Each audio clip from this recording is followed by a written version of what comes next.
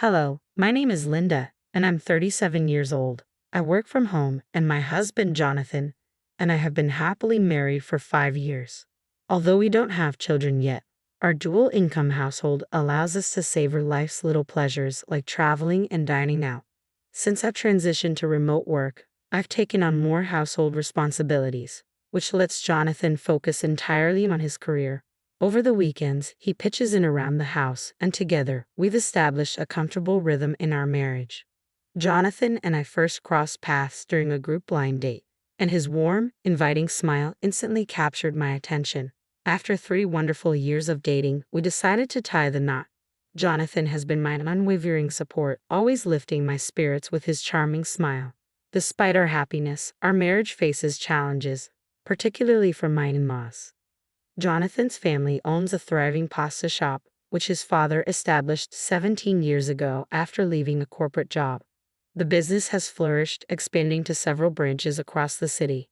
When I first met Jonathan's parents, they were dressed in flashy designer clothes, seemingly more focused on making an impression than showcasing their personal style. Our initial encounter was when Jonathan and I visited to announce our engagement, and from the outset, I sensed their disdain. They made it clear that any daughter-in-law would suffice as long as she could handle household duties and avoid causing trouble. They even bluntly suggested I might not be fortunate enough, which was quite hurtful. Jonathan immediately defended me, prompting a slight improvement in their demeanor. It was evident they were straightforward, perhaps a trait common among those in the culinary business, especially pasta shop owners. Fortunately, Jonathan consistently offers support, reassuring me and standing by my side. Despite the security we share in our relationship and knowing we can rely on each other, interactions with his parents can sometimes strain our happiness. However, I've made a conscious choice not to let their opinions weigh heavily on me, especially since Jonathan has repeatedly apologized for their rude behavior. He has reassured me that our dealings with them can be limited to major family gatherings. I've come to learn that Jonathan has had a long-standing strained relationship with his parents. His father, a stubborn man who struggled in traditional employment, grew arrogant after the success of the pasta shop. He often interfered with Jonathan's career decisions, demanding respect as the family's financial provider. Jonathan's discomfort with his parents led him to move out when he started college. Although he is grateful that the profits from the pasta shop helped fund his education and allowed him to secure a prestigious job, he prefers to keep his interactions with them minimal. Since our marriage, I've had very few encounters with my in-laws, which has been somewhat easy since we don't yet have children, allowing us to sidestep frequent family gatherings. We've been content in our married life, but recently my in-laws' business has faced financial difficulties. In the past, a pasta shop could thrive on good food alone, even with a gruff owner, but times have changed. Online reviews and social media now play a crucial role in shaping a business's reputation.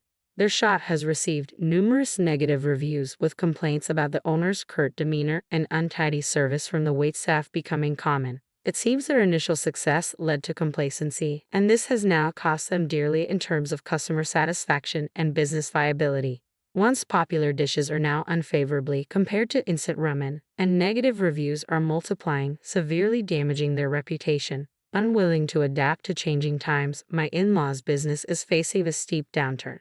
They clung to outdated methods and attitudes, which ultimately led to the closure of their shops, including their flagship location.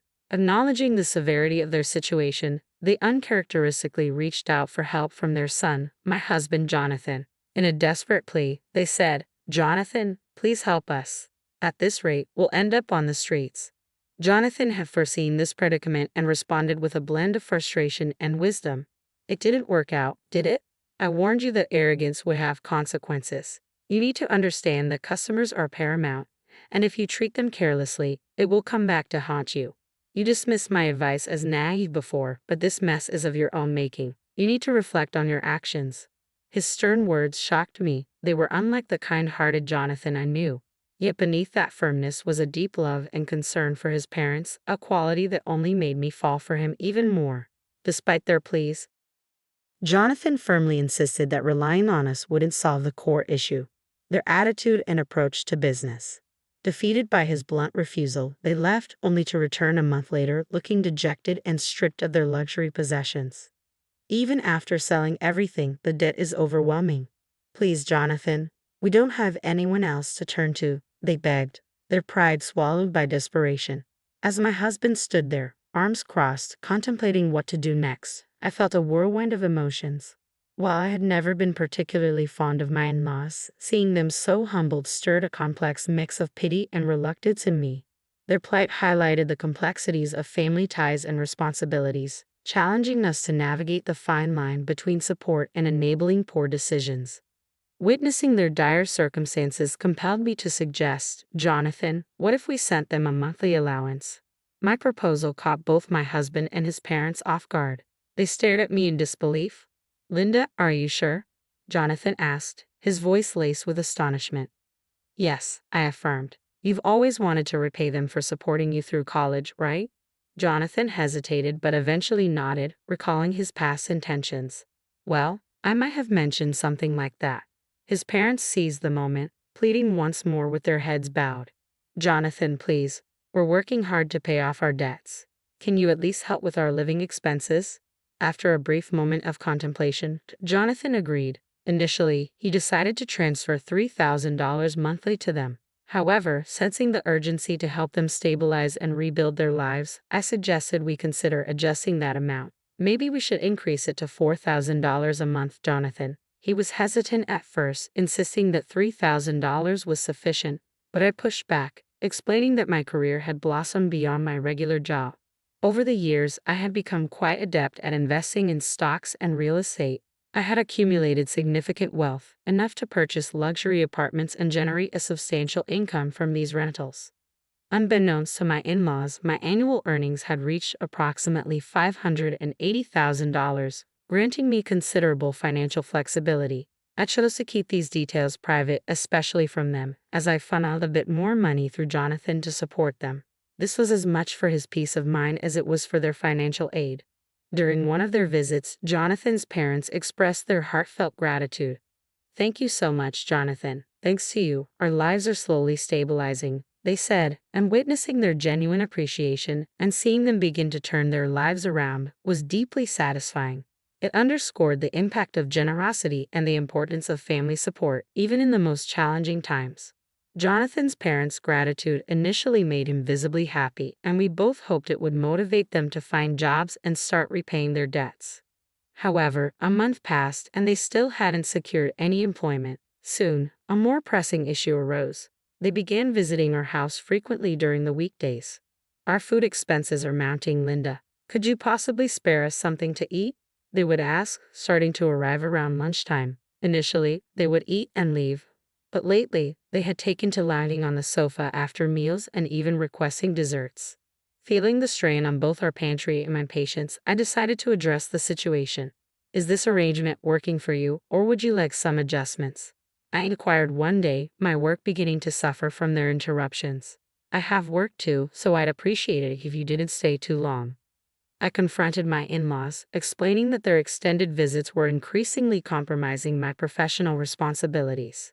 They exchanged glances and laughed dismissively. Work? Aren't you always at home? If you're going to lie, at least make it more believable. They chuckled among themselves. It was clear that their long history in the food and beverage industry had left them unable to grasp the concept of remote work. I tried to explain it to them in detail.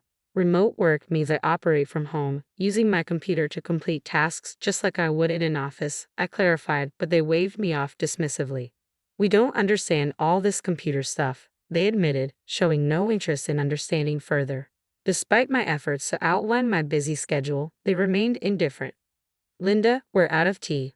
Hurry up and go buy some. Don't you have any snacks? Prepare some rice crackers or something, they demanded, as if my time was entirely free. Their criticism quickly turned personal and harsh. Such a useless daughter-in-law. For a housewife, you're inconsiderate, they accused. Oblivious to the impact of their words or the promises they made to find work and repay their debts. This situation highlighted the growing tension and a stark misunderstanding of boundaries and professional commitments within our family dynamics. Despite their assurances that they were earnestly searching for jobs, my in-laws continued to encroach on our home during the day, always ensuring they left before Jonathan returned from work. Perhaps they felt a twinge of guilt about relying on his financial support or wanted to avoid awkward questions about their job search progress. As I reached my breaking point, I finally asked, "Is this situation manageable or do you need any changes?" Even though I was contributing a significant amount of the money we were giving them, I couldn't understand why I deserved to be treated with such disrespect. One day, driven to the edge, I firmly told them, "Please leave now." They were shocked, clearly not expecting such a direct challenge from me. But their surprise quickly turned to anger, their faces flushing with indignation. "Who do you think you are, a mere wife giving orders to your husband's parents?" They snapped. "You're just a housewife dependent on Jonathan's income. How many times do we have to tell you we're not interested in your delusional stories about working?" They continued, their voices rising. I stood my ground, frustration and disbelief welling up inside me. "I'm not just a housewife. Enough with your outdated views," I retorted. With malice in their eyes, they shot back with a hurtful suggestion. "You should just leave this place." "What?" I exclaimed, shocked by their audacity. "That's right, it's because of you that Jonathan's remittance to us is so small. You know we're sending you $3,500 a month, right?" "What do you mean it's not enough?" They argued, clearly missing the point about financial responsibility. Their words left me speechless. It was evident they were the kind of people who would never see any amount of help as sufficient. Their sense of entitlement had blinded them to the reality of our efforts and the strain their demands were placing on our lives.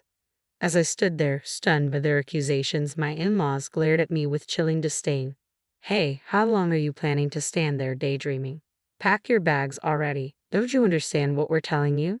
You really are dense, aren't you? We're telling you to stop leeching off our son for money. Get lost, you parasite of a wife." They sneered venomously. Their words cut deep, and I realized that any further conversation would be futile. Resigned, I replied with unexpected calmness, "Understood. I'll pack my things and leave." To my surprise, my declaration seemed to stun them momentarily. They then smiled smugly, convinced they had won. "Now our lives will finally be secure," they chuckled among themselves. "If it was just the three of us, Jonathan and us, everything would have gone smoothly from the start." Ignoring their hurtful remarks, I began to pack my belongings, silently resolving to disappear as quickly as possible while watching them leave with looks of satisfaction. That night, when Jonathan came home, I explained everything that had transpired. He was more stunned than angry. "Linda, I'm truly sorry," he apologized sincerely. "It's okay. Now I realize they'll never change. It's good to know there's no point in trying anymore." I consoled him. Together, we decided to move out. A couple of weeks later, the in-laws called to check on the situation. "So, what's the situation now? Have you left the house?" "I've been trying to contact Jonathan about the remittances, but he seems too busy to answer the phone," they inquired, barely concealing their eagerness. "We've already left, so you can rest easy. You won't see me in front of you anymore," I replied coolly. I could hear the glee in their voices as they responded. "Ah, I see. Finally, our son can get rid of the burden that was you." Their laughter struck me like a jolt, and in that moment, I realized how liberating it was to be free from their manipulative grip. I felt a newfound confidence in the strength and resilience of our small family unit, ready to embark on a fresh start without the weight of their expectations and judgments.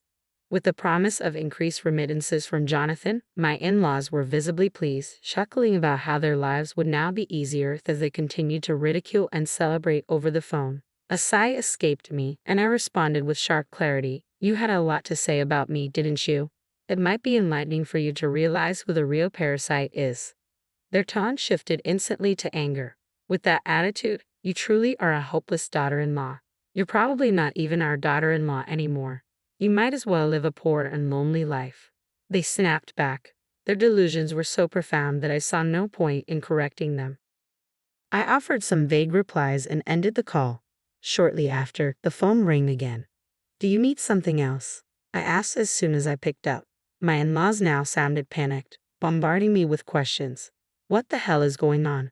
When we went to the apartment where Jonathan lives, someone else was living there. You know something, don't you? Even if you two broke up, tell me where Jonathan is, they demanded. Jonathan, who had been listening in, took the phone from me. I've always been with Linda, he stated firmly. Why are you with that woman? And why have the remittances to us stopped? They continued to interrogate. Maybe it's because you insulted and tried to drive away my precious wife. I won't forgive anyone who hurts her, even if it's my parents, Jonathan replied, his voice steady and resolute. Besides, you never listened when Linda tried to explain her job and her contributions. Did you even realize that Linda was sending you more money than I was? Is that true, Linda? Were you sending them $3,500 every month because you wanted them to pay off their debts quickly? Jonathan asked, turning to me. Yes, I confirmed. I wanted to help speed up their debt repayment, yet all they did was insult me, calling me useless. I won't be sending anything to such ungrateful parents, Jonathan declared, ending the call. With that, we both felt a chapter close, a chapter filled with unappreciated sacrifices and undue criticism. It was a painful but necessary step toward protecting our peace and prioritizing our well-being as a couple. Jonathan declared firmly, I'm cutting ties with you as a family now. Deal with your debt on your own. In a moment of desperation, my in-laws pleaded, Wait, I had no idea Linda was contributing so much. Can you forgive us? If we apologize, maybe then you can send money again. It's too late, just give it up, Jonathan replied, his voice resolute as he ended the call and blocked my in-laws' number, ensuring that our paths would no longer cross. From what we later heard through relatives, my in-laws were forced to sell their house but still couldn't clear their debts. They now live in a rundown apartment, working low-wage jobs to scrape by. When they were prosperous with their restaurant, they reportedly treated their relatives with arrogance. Once their fortunes turned, they sought help from those same relatives who chose not to assist them, leaving them isolated and struggling in poverty. Jonathan and I had extended as much support as we could manage. We couldn't cover for them endlessly. It was a consequence of their actions. I doubted they would change their ways or attitudes, and it seemed they were resigned to live with the results of their choices. On a brighter note, Jonathan and I continued to cherish our time together as a working couple. A year later, I unexpectedly became pregnant. Although it was surprising, we felt deeply grateful for this blessing. Together with my beloved husband, we looked forward to raising our precious child and embracing a new chapter in our lives filled with hope and joy.